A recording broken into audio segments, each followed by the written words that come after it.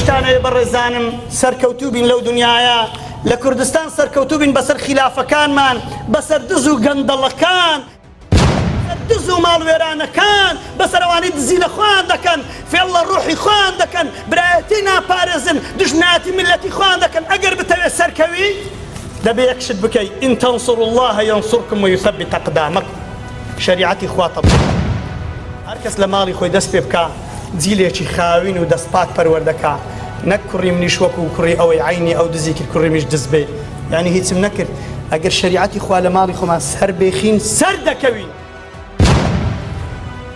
و خدا پێیەکانیشمان ثابت دەکا کەواتە بەڕێزان و خۆشەویستانم سەرکەوتنی ئێمە لەگەر سەرهێخستنی خدا و پێغەمبەری خوایە خدا و پێغەمبەر هەر سەرکەوتون بەڵام بەشداری بکەن لەوێ شریعەتی خوای گەورە سەرکەوێ